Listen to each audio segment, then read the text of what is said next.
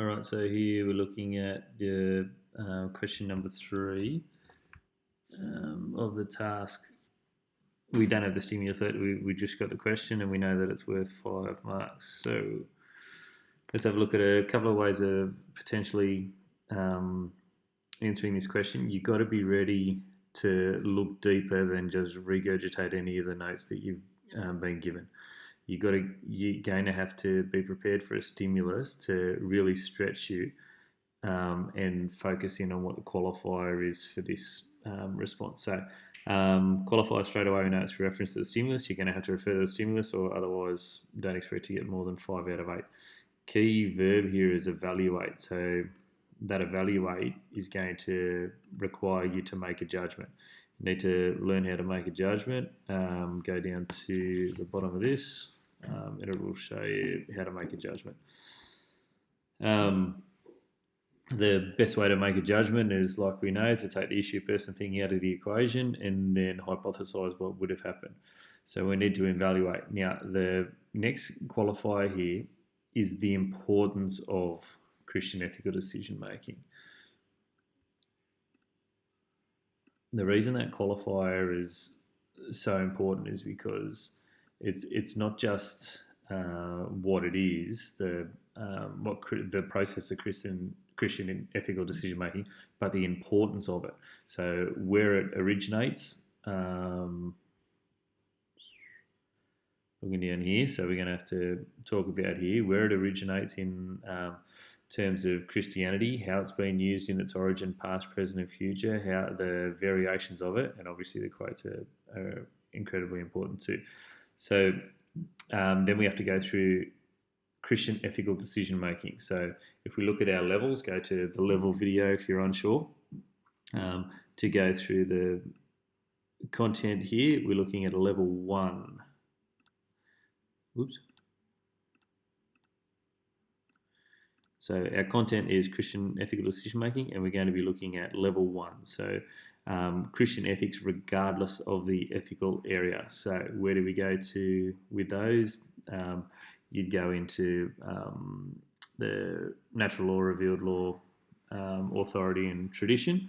So you go all the way back to that, because that doesn't care what ethical area it is. So we start at level 1.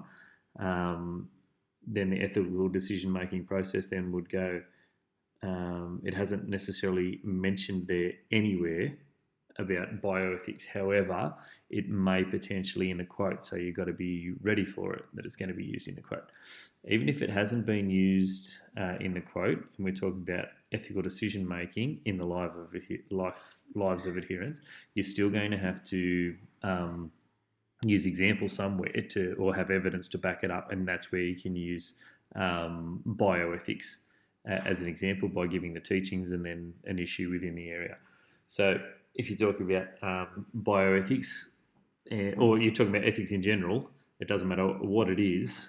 You can use the bioethical teaching of Imago Dei, so created in the image and likeness of God, and human beings or Christians are spiritual beings on a human journey. So being put on the earth, but because they're created in the image and likeness of God, that means they've got God within them, and baptism further enhances that. But people are human, spiritual beings on a human journey.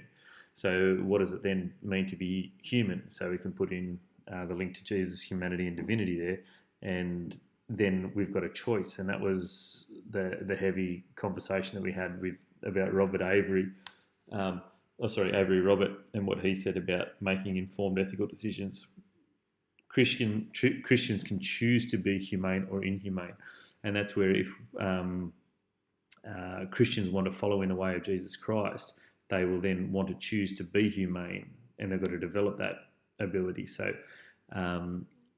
Christians, spiritual beings on a human journey, and Christians live lives that are Christocentric. That's just a fancy word to say that Jesus is at the centre of the lives of any Christian, or at the centre of a Christian community. It all should centre around the person of Jesus Christ, or the God of Jesus Christ. And as such, Christians want to follow his way when making ethical decisions. So you'd have to go through level 1, complete level 1, revealed natural authority and tradition, and you can talk about the variants in there. And this is the type of part of the conversation, depending on the stimulus, that'll set you apart when you talk about um, them making their ethical decisions based on the environment they grew up in, the experiences they've had, and that they developed an understanding of how to make an ethical decision based on the person of Jesus Christ, as long as they've had reputable sources. So no one can be blamed for making what is perceived to be a wrong decision if they don't have the wherewithal to have made a different decision. So we're a product of our environment. But still, Christians have a responsibility to learn and engage in that relationship with Jesus so they can make an informed decision. It can't just be a haphazard, abortion is the easy option for us now. Yep, so it doesn't matter what Jesus says. I'm going to do what's best for me at the moment, and this is this. No, you can't do that. You've got to have an informed decision.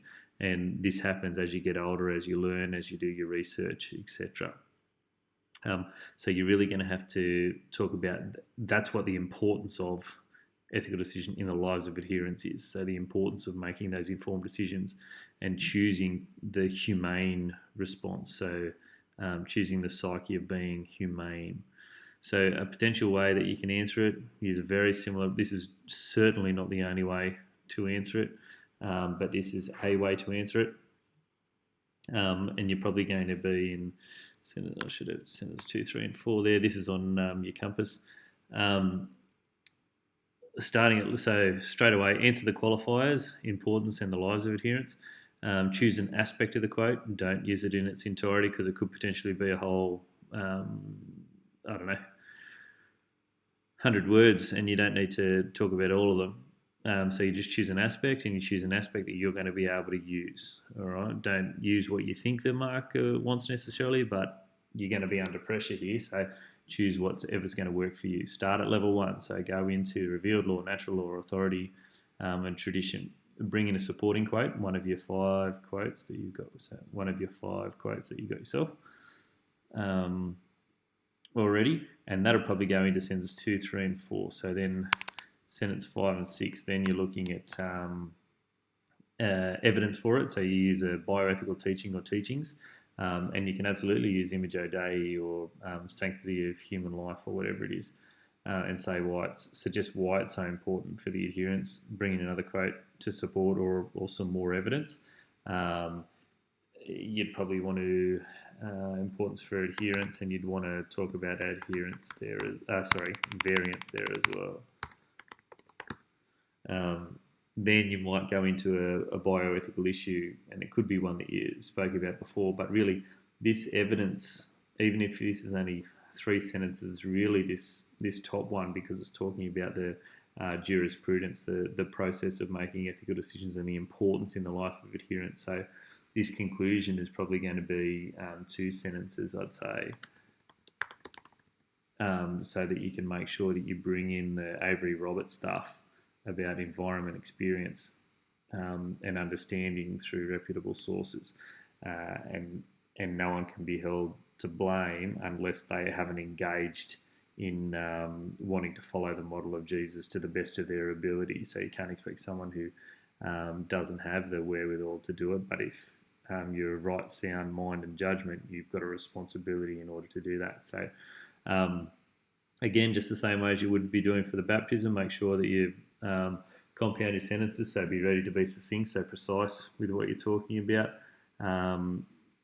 Practice a few different, it's only going to take you, 11 minutes to write, so practice it with a few different quotes that you could potentially get some feedback from your mates, and do your best.